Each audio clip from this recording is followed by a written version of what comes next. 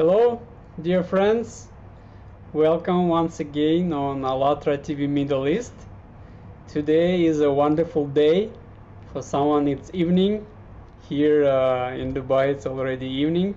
But our today's guest is from a place where it's today, right now, early morning. And as you can see, Creative Society unites everyone, and we continue our live conversations with different people from different parts of the globe about one important topic for everyone, Creative Society. And today's live conversation I'll host together with Olga. Hello, Olga. Hi, Sergey. How Thank are you. you? I'm very good, thanks. And yeah, I'm really amazed how international is our stream now, because really it's continent of America, it's continent of Europe, and continent of Asia. So Alatra deserves this international movement, international connections, and we show that actually we can speak to any people all over this world, same language. All we need is just humanity between us. And I'm so glad to introduce our today guest is Dr. Amar. Dr. Amar is spiritual healer, doctor of mental health, spirituality, and doctor of humanity. Hello, Dr. Amar. How are you today? Perfect peace be with you. Olga, perfect peace be with you, Sergey, and perfect peace be with all your viewing listeners. We are very happy that you found time to speak with us about Creative Society. And my first question I want to address to the way you work, about your profession. Like, how did you come to this helping people, healing people's souls? Why do you do that, and what it gives personally to you? I came to it back in 2013. Um, I was at home one day. I was having I was having a rough day, so I ended up closing my eyes and just crying out to the Heavenly Father. And before I knew it, there was, a light around me. I felt warm. I felt comfort, and it was like a switch went off. From there, I just started studying incessantly uh, the Holy Scriptures. I studied it at least from 2014 to now. At the last time I counted, I had over 25,000 hours of study in uh, matters of human life, culture, heritage, spirituality, and what people would call religion. Some things that are called religion aren't always religion. They are people's customs and cultures and traditions. And so when people attempt to go back to their customs, cultures, and traditions, because others can't understand, they will view it as some way and just label it and say they're doing religion, but it's not so. And so, not to get sidetracked, from studying, I understood that people needed someone to, I guess, champion for them. There are a lot of injustices that occur. There are a lot of people that aren't able to afford health care and can be turned away. A person can have, I have a person that has renal kidney failure, and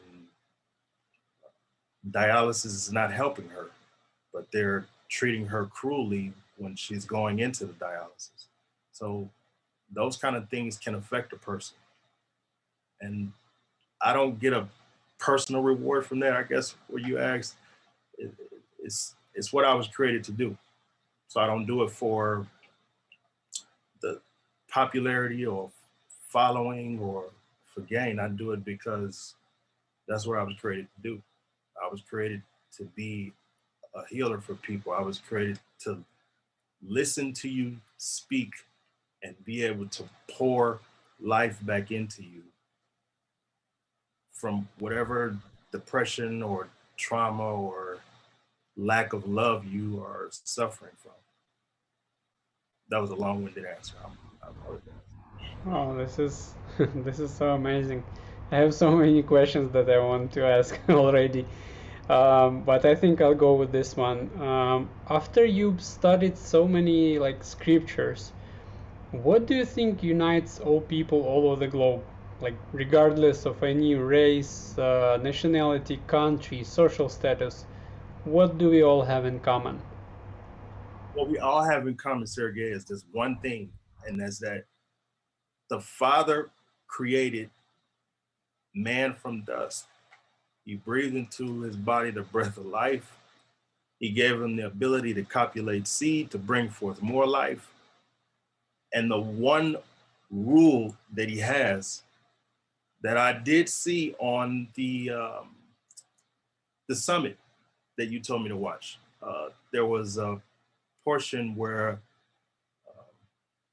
pastor read that uh, the first law of humanity is to love your creator as yourself.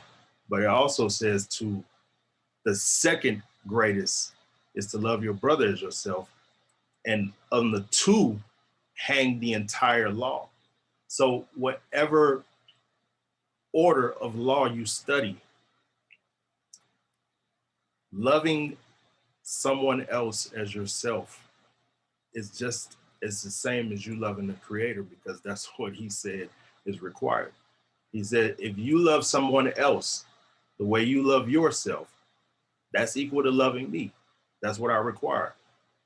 That's the greatest commandment. That's why I was telling you when we were speaking before, if you have perfect love for someone, you can't turn it off. I can't become, you can't become an inconvenience to me. I can't become too busy for you. I can't give you the excuses that people would give that have regular love for you. Does that mean I don't need rest? Does that mean I don't need time to recharge? Of course. But after that gets done, I need to be back with you again until you're made whole. And that's what, from my ancestors and our understanding, that's what medical care is. That's what doctoring is. It's to come to you and make sure you're being made whole.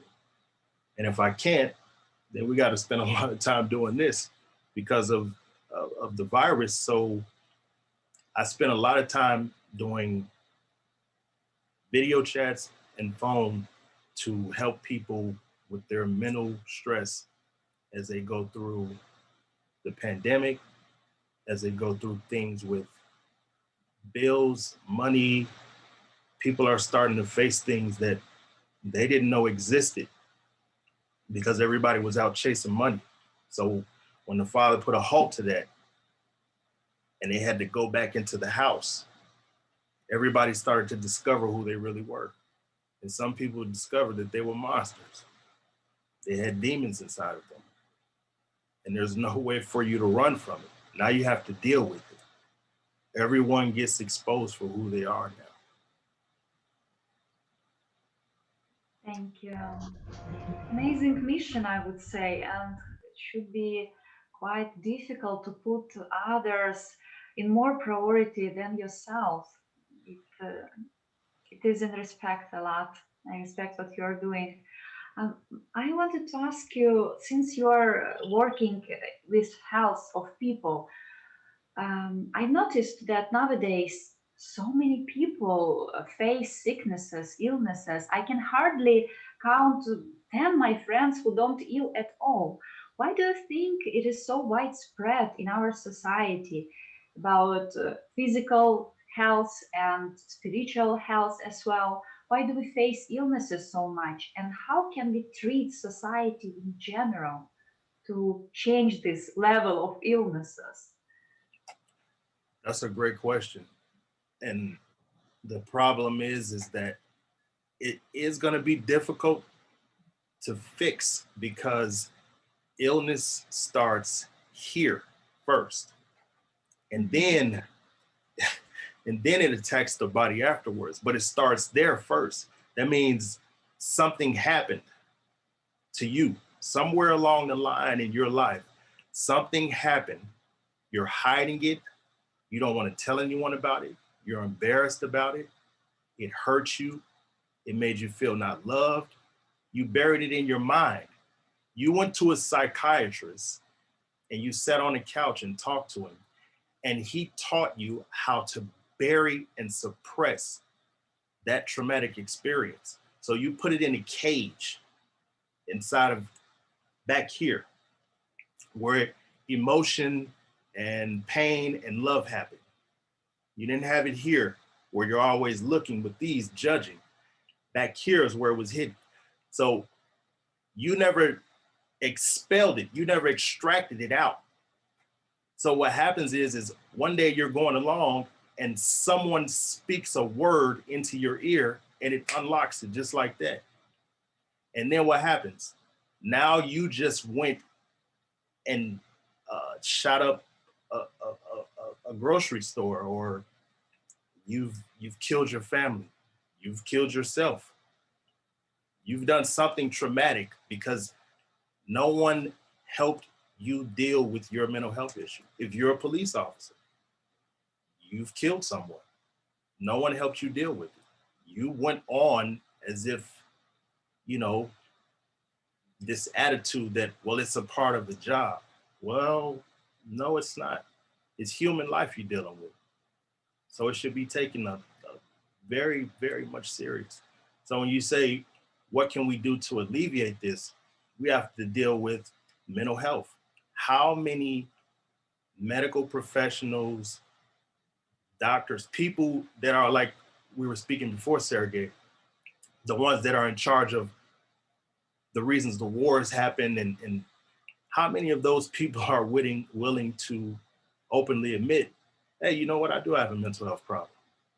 Because everyone is going to say, well, not me. Maybe you, but not me. I don't have it. I'm fine. Everyone has a mental health problem. Why? Because 1 John 5:19, the whole world lies in wickedness. So if every day you open up your eyes and walk out your door, it's wickedness. The book that you have in your house that you're using for the coffee stand or the nightstand holder, that one, it says the whole world lies in wickedness. Nothing changes in that book. No matter if you're a Christian, Talmud, Tanakh, Jewish, Israelite, it doesn't matter. That common thing does not change.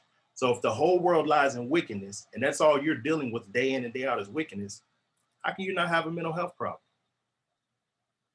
How can you not be scrambled in your mind when you're seeing a woman in India be stabbed by her husband 26 times, but everyone pulled out their cell phones to record it, not to help, but to record. So that's what we've reduced human life to. I want to go viral. I don't care about your life. I care about going viral because no one else cares. No one is advocating, hey, everybody, let's stop. Let's all examine our minds and figure out if we're sick or if we really do have the answers. Because the way we've been going, we're seeing the pattern of destruction is increasing. The climate control thing is getting worse. Nothing is getting better. If anyone says it's getting better, you are imagining that in your own mind that things are getting better, because nothing is getting better. It's only going to get perpetually worse and worse and worse because of this one simple thing.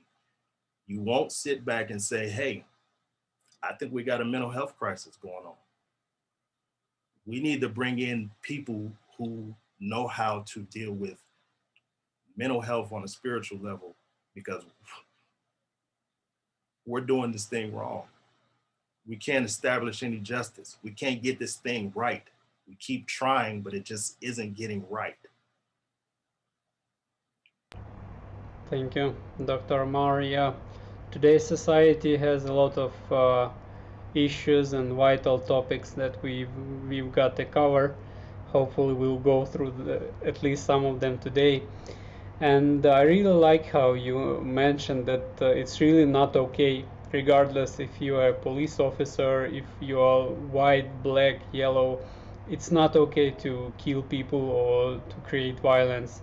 It's not okay.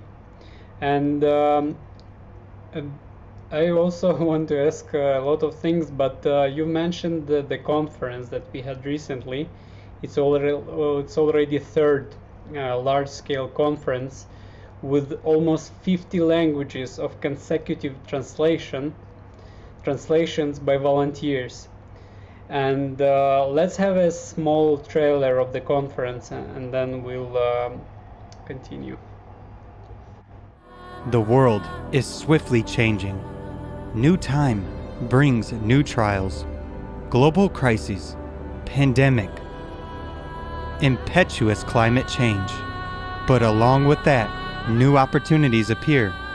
All prophets spoke of the end times, about the fact that the time would come for a global choice of the way to move on. All of us have a great honor of living in this time and making the dream of all prophets a reality. Why is our time unique? What are these prospects? What kind of opportunities do we have today? What will our future be like? What depends on you and us? And why is it so important to unite? Let's get together and answer these questions on March 20th, 2021 at the conference Creative Society. What the prophets dreamt of.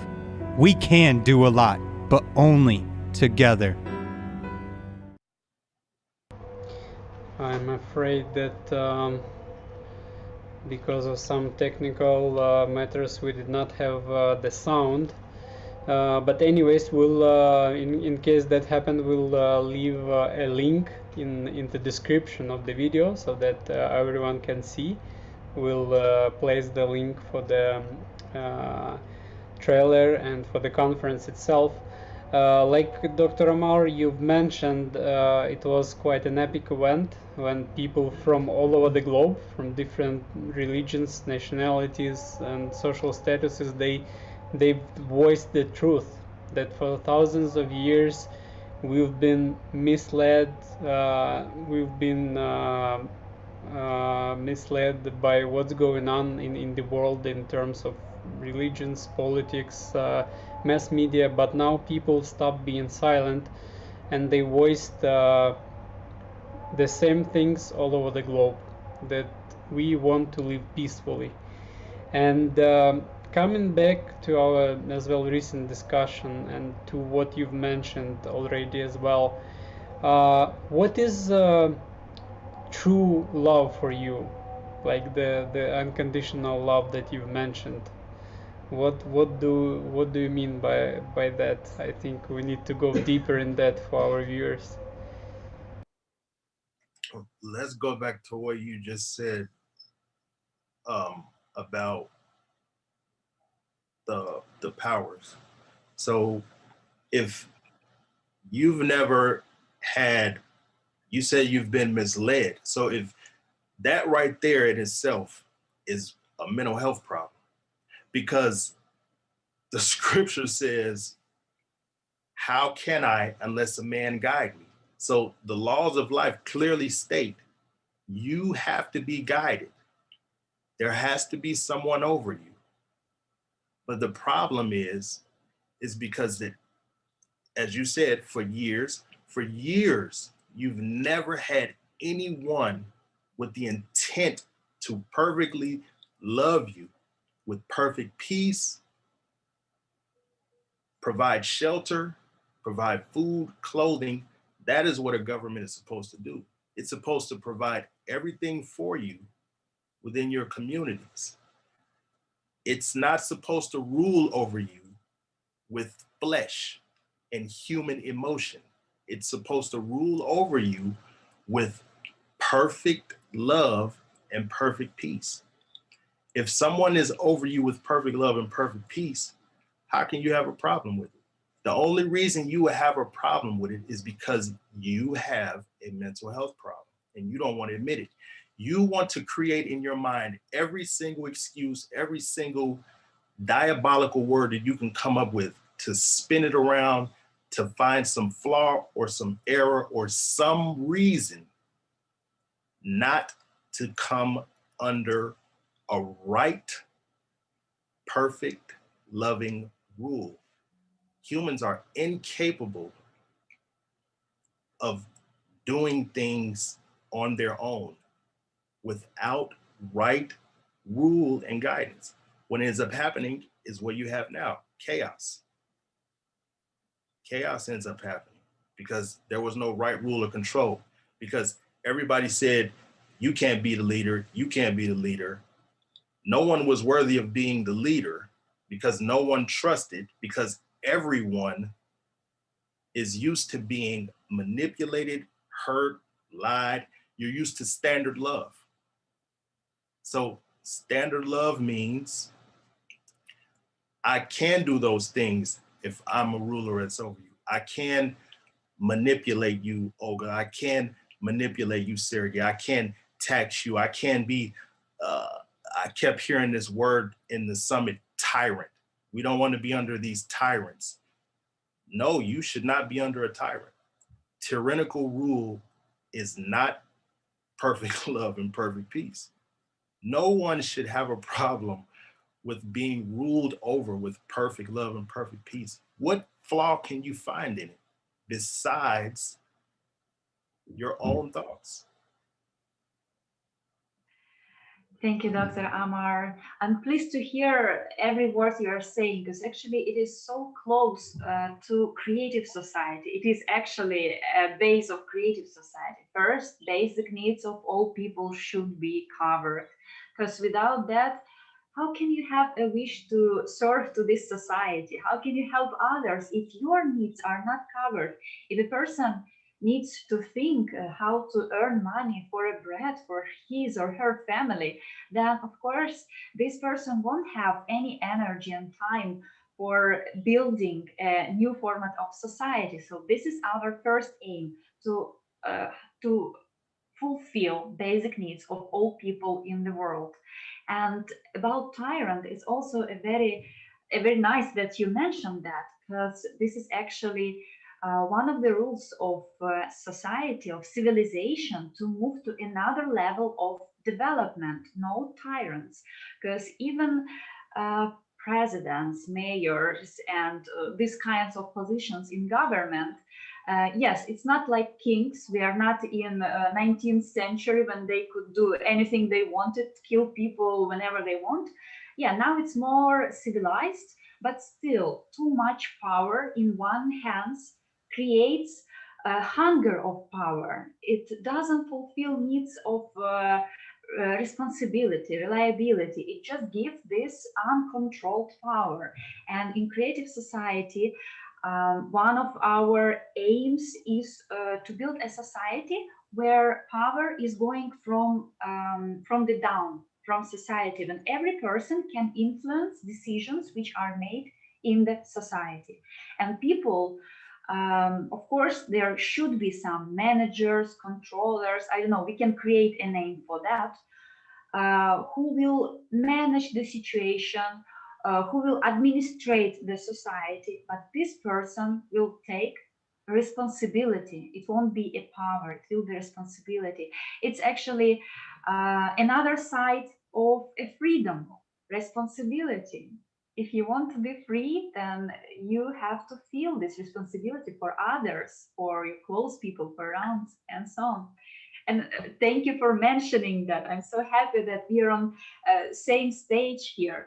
And I feel like we slightly moved to 8 foundations of creative society. And Serge, would you like to tell to our audience about foundations and how they were created? Yeah, sure. We've right now you can see on the screen briefly the 8 foundations of the creative society. So it's human life, the highest value, human freedom, human safety,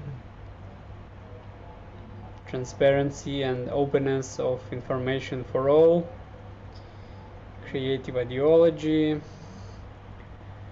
development of personality, justice and equality. And final eighth foundation is self-governing society. As we've already today briefly discussed with you, Dr. Amar, these foundations we got after almost 10 years of social surveys in 200 countries of the world, and all people are saying same points about the world that they want to live in and the same values. And if we please can see on the screen the list of the foundations, so that maybe Dr. Amari can choose some of the foundations and Oh, I already chose. elaborate on them. Like, what do you think about this? I chose already. I feel like we should start from the first one because Dr. Amar was speaking so much about humans' life. So, technical support, can you please show us first foundation? Yeah, I will read it if you guys don't mind. I love this foundation. It's human life. Human life is the highest value. Life of any human has to be protected as one's own. The goal of society is to ensure and guarantee that value of each human's life. There is not and never can there be anything else more valuable than a human's life. If one human is valuable, then all people are valuable. Dr. Amar, do you have some comments on this foundation? Why do you think it is so important to put it on the first place? I think that it needs to be perfect in order for it to have the effect that you want it to have. It needs to be perfect. It needs to have the intent of making it perfect. So everybody is going to say that you can't be perfect. But once again, the book you're reading has perfect over 123 times in it. So apparently, you can be perfect. If it says Noah was a just man and he was perfect, how can you say that it's impossible to be perfect? Once again, you have created in your mind that it's not possible to be perfect. So it's easier for me to just go on and keep living the way I want to live and not try to strive for perfection. Like you mentioned, Olga, about the power being in the wrong hands. It's when you put the power in the hands of people who still operate based on feelings and emotions. Those Mhm. people should never be in operation of power. Those people should be getting mental health counseling so that they can then assume those positions. You can't put a person in power if they have mental health problems.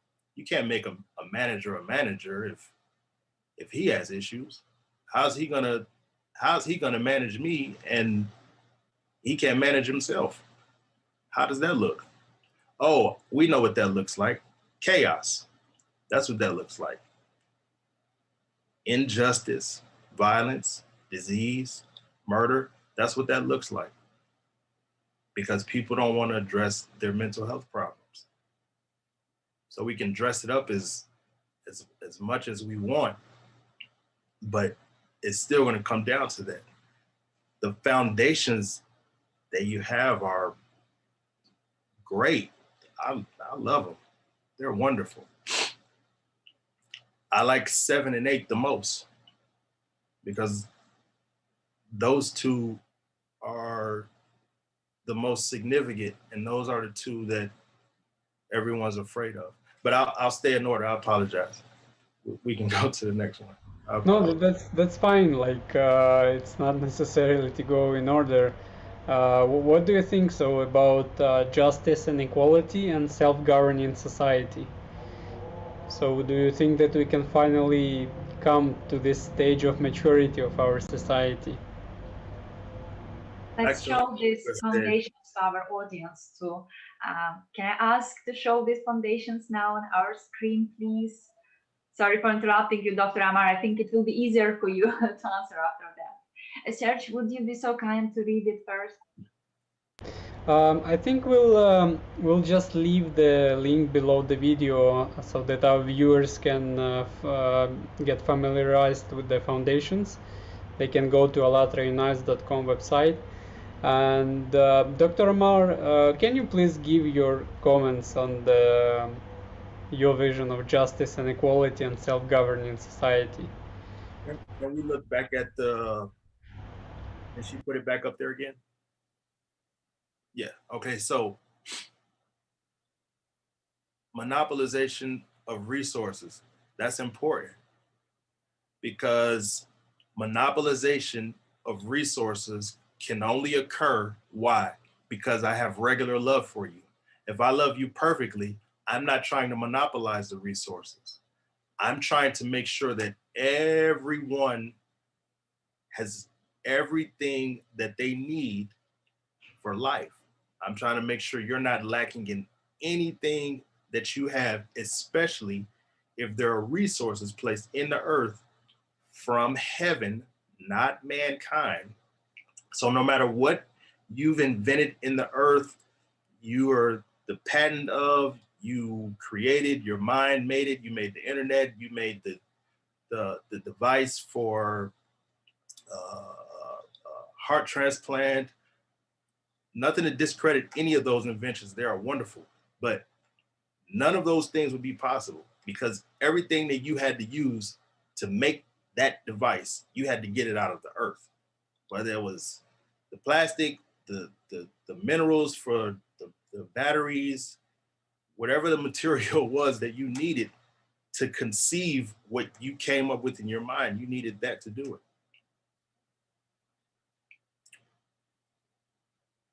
Justice has to be applied by those who do not have human emotion ruling over them. Obviously, we're still in the human body, but it is possible for you to completely govern your thoughts and be able to function in a world that is still lying in wickedness. But you have to be with a group.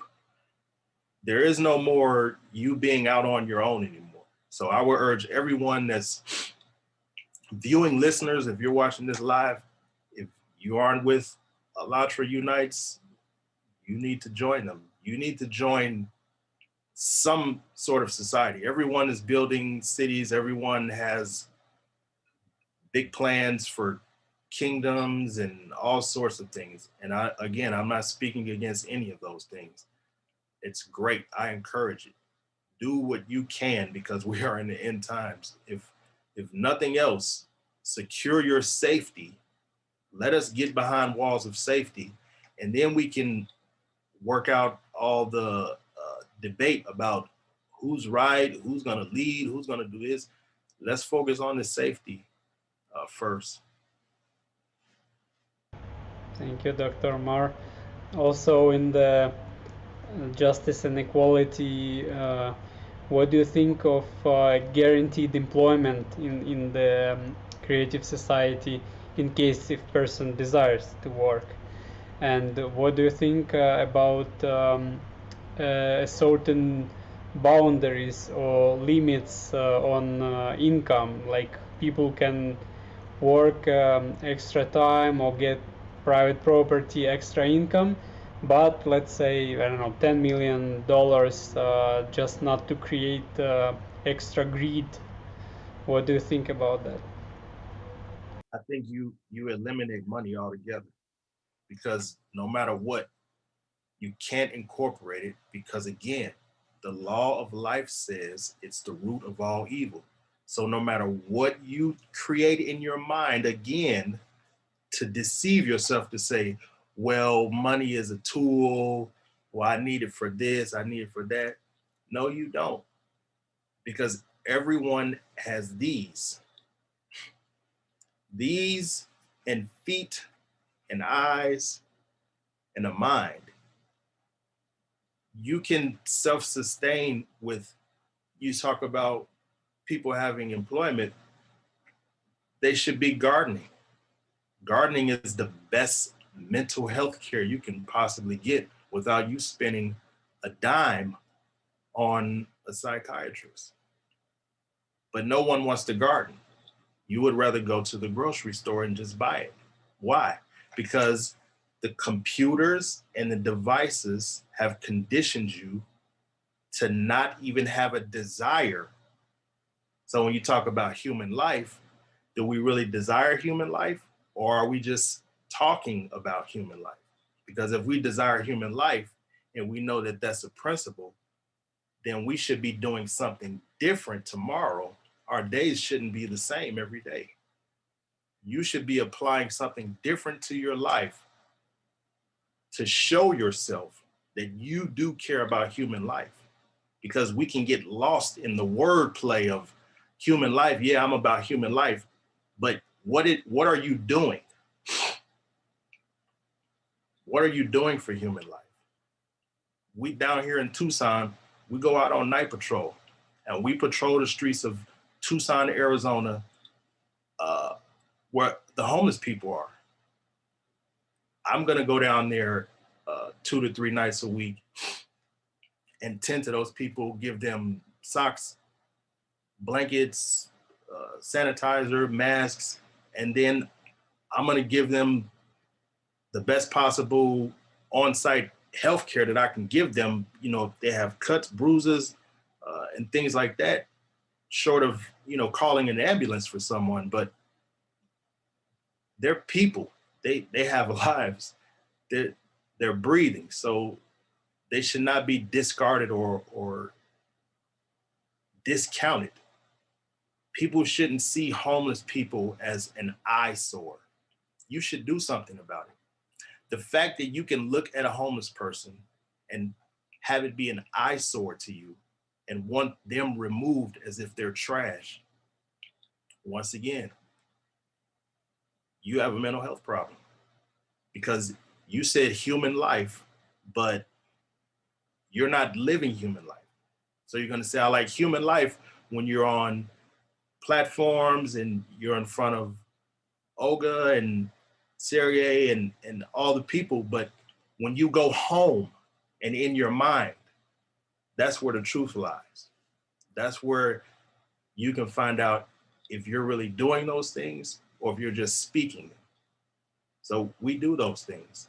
And like you were speaking before, I do vlogging on it. I do it because people need to know that, you know, because if it was you, you would want to know. You would, you would want someone to tell your story. You would want someone to come down there and just give you the basic human decency of love, just to love on a person, not to just come and giving me some money. I'm gonna get what, a bag of chips and a burger, but you coming down there and consistently supplying me with things and lifting my spirits and trying to find resources for me and making me feel like I'm a human being, that could change my life. That's the difference between me committing suicide under this viaduct. Thank you, Dr. Amar. What you were saying about this difference between just speaking about something and feeling it and doing this, there is a huge difference.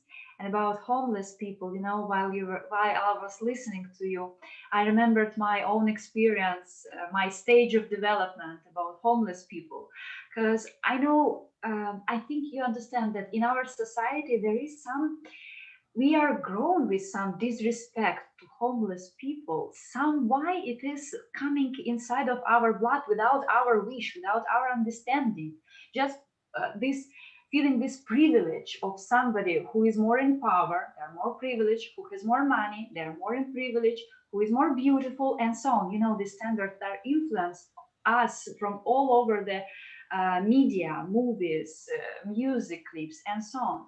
And I had once an accident, like I was passing by a homeless person in my own city, native city, Odessa, and he addressed to me.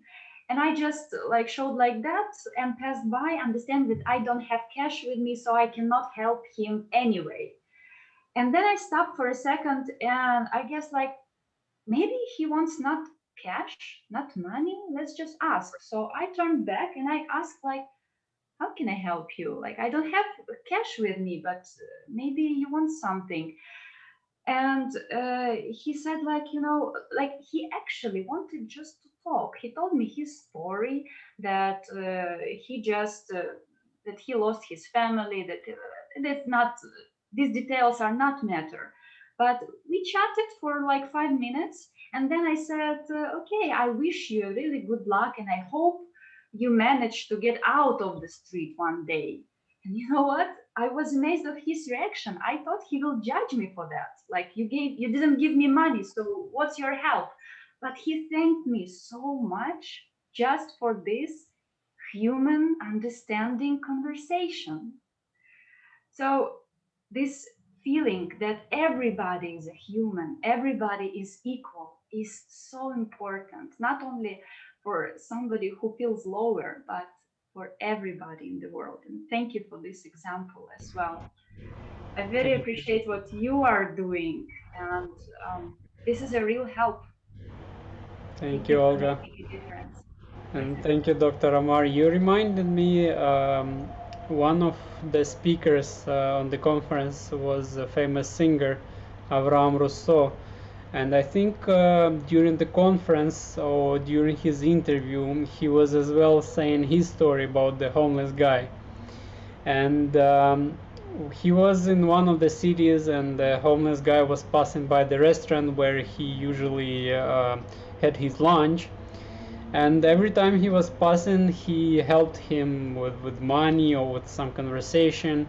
And his friends asked him like, why you are doing that? The guy is just lazy, like, he don't want to find a job or something like that, and you're just giving him money for nothing that you earned. And if I'm not mistaken, he said that we like never know in which situation the person is, and how we can help him. But what's more amazing, what happened once he came back to the same city after like a few years or so, and then he saw in one of the good restaurants the homeless guy that he was helping before. And then when they talked, it uh, it he found out that the things he was asking him, like to buy shoes or to buy a suit, he actually managed to go for the interview, and he managed to get a good job, and then later on to start his like plumbing company or something like that. So this kind of stories and what you're saying, Dr. Amar and Olga, we really need to first of all rethink our approach to how we treat people, and we, I think, really need to get together and to do something with the format of the society that we have now. What do you think about this, Dr. Amar?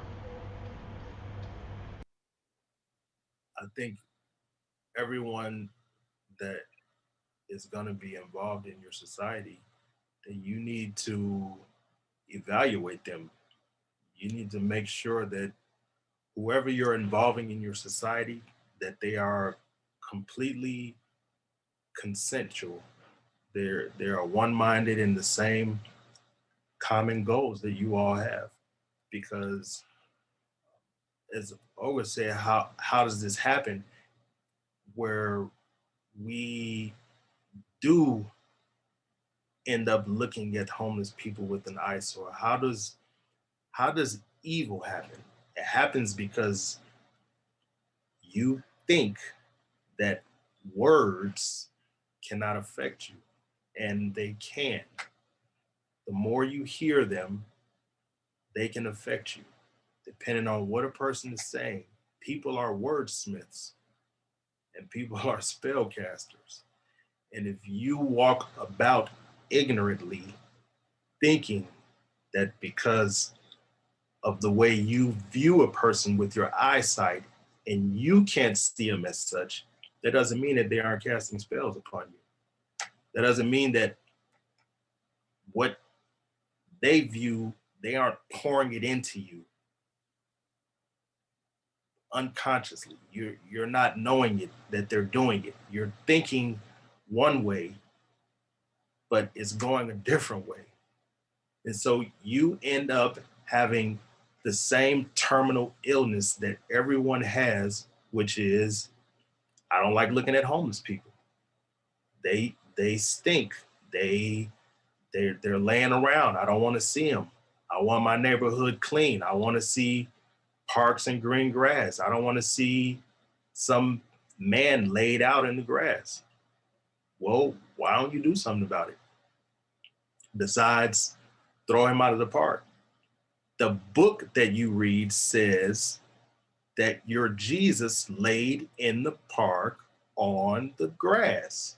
So why do you have a problem with homeless people doing the same thing that their father did? Laid on the grass. What is the grass for? Oh, it's for you to mow it and manicure it because that's what you value. You value, I have a beautiful lawn, not the person, the life that lives. The grass has life too, but the human life, you value the grass more than the human. You value the car more than the human. You value the bowling league more than the human. Everything more than the human life. If anybody is going to be a part of your society, they have to be consensual. They have to be one mind in your foundation. You all should have people sign so that there's no discourse within your society, because there will be. If you have people on record signing, then you can alleviate the problems that you'll have later on down the line. So if someone decides to break one of your rules, you can say, hey, listen, you signed here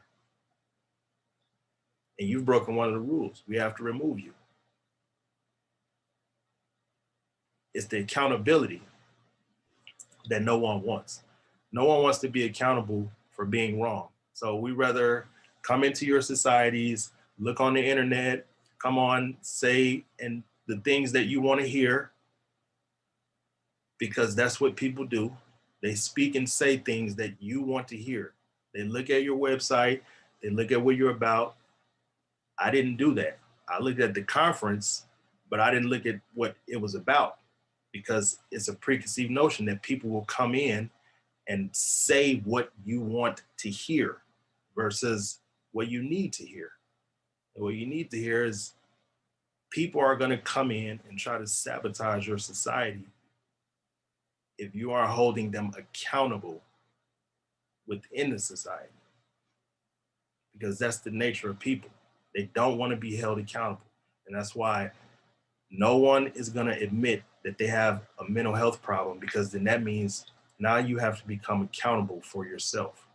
There's some actionable consequences that need to be happening, because you were doing something, you were treating people, you were the CEO of the hospital, you were the person that said, I'm not going to do the heart transplant surgery, even though I have 700 million in the bank, because I charge 1.5 million for a heart transplant surgery, and you don't have 1.5 million. So I'm not treating you. That spirit lives throughout this whole earth. That's a spirit you all have to guard yourselves against within your society, because it will seek to enter in and dissemble what you've, as Sergey said, put time and years into coming up with it. Someone will try to come in and disassemble what you have worked so hard for. Thank you, Dr. Amar. Our time unfortunately runs very fast And I think before we finish, I'd like to probably ask the final question. Um, what do you think that everyone like can do in order for us tomorrow and for our kids tomorrow to live in the better society? And maybe you have someone in mind whom you would like to invite for our next live conversation. Like this kind of few questions I have left for you. Sure. Um, the first part of your question, I would say, as I told you, I'm passionate about mental health. That's where disease starts. That's where everything happens up here. So if something is scrambled up there, it doesn't matter how minuscule it is. If there's one blemish there, you are going to have a problem. And the longer you try to hide it and suppress it, it's going to turn into disease within your body. And it's going to be the cause of your destruction. And it can be the cause of the destruction of others around you because you refuse to do this one simple thing, and and that's to evaluate yourself. You know within yourself the things that you are doing that you should not be doing. You know the things that you are thinking that you should not be thinking. You are well knowing these things because of that one simple thing we talked about in the beginning. In the beginning, the Creator formed man from the dust of the ground and breathed into his body the life. So he lives in each and every one of us. We're all an extension of him. So that means you know what you're doing because everyone always says this one thing: I know, I know, I know, I know.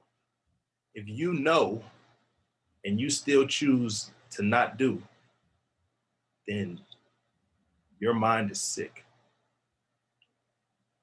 And those things are what you have to deal with to answer that first part of your question. That's what will solidify you to have a perfect society that isn't breachable by standard love that can fail you and cause you hurt and pain. Yeah. Thank you, Dr. Amar. It's really important to understand that um, every person is here to be a part of this society. And I cannot imagine actually more than 1% of people who want will to live in creative society. And as Sergey told a little earlier today, for 10 years we were making those interviews with people all over the world, asking them same questions: which society you want to live in, what unites all people in the world. And everybody was speaking about the same, that they want to live in a happy world, that they wish happiness to every person in the world. And I think these interviews, just imagine for 10 years we were doing that. I think they prove that all people deep inside, they are good, they are kind, they are sane, they feel this unity. And if people are still not in creative society, it means only one thing, that other type of society was pressured to us, that somehow we felt for a very long time, more than 6,000 years, that this is the only format we can live in, consumerism format. But now we want to change it, and we see that people really want it. I want to thank you for joining us in this conversation and speaking about these important topics, about healing yourself, about starting from yourself, about feeling equality of all people in the world and respecting humans' life. And I want to ask, to invite every person who watches this video, you can join Creative Society because this is a society for everybody and everybody can be happy in this. Just visit our website, alatraunite.com, press the button join, And after fulfilling some small contact information, you can join a project, creative society, like a project now, but very soon it will be not just a project, it will be a format of living all over the world. We are already millions of people and we are growing so fast.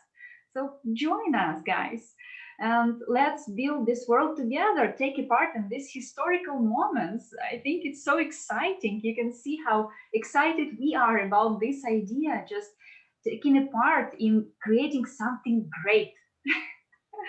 Thank you for this opportunity for me to speak about it. And I want to thank you, Dr. Amar, once again for this opportunity to talk to you.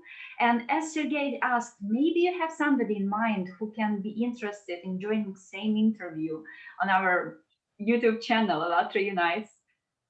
Sure. I would like to bring my chairperson of Ciroc Health and Wellness, Her Excellency Dr. Edna Joyce Santos. I believe she's been on Alatra before, Creative Society, so I would like to bring her with me to speak with you all again. That would be wonderful. Great. Thank you, Dr. Amar. Thank you, Olga. And thank you very much, dear viewers. See you soon again on Alatra TV Middle East. And for the finishing of our today's live conversation, let's watch a song of Amar Rapha, whom we already talked about today. Thank you so much, everyone, and see you soon. Bye-bye. Thank you. Bye-bye.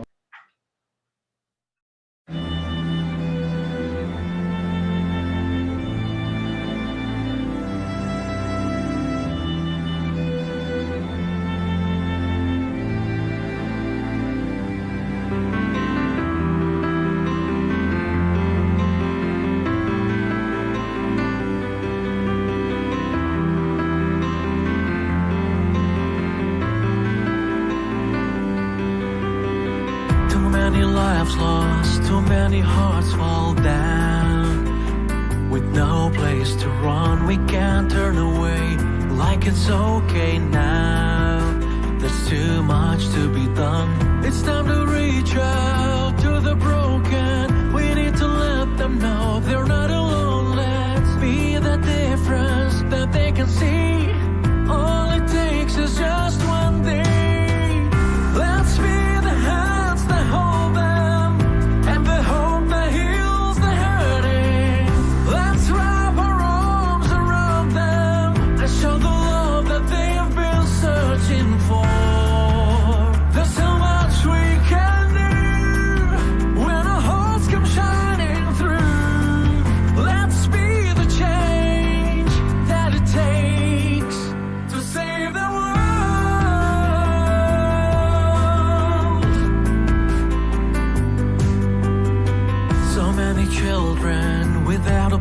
Called home.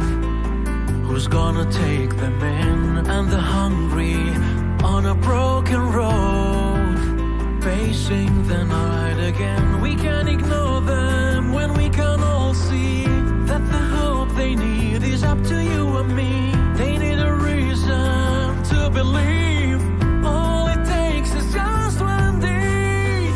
Let's be the hands that hold them.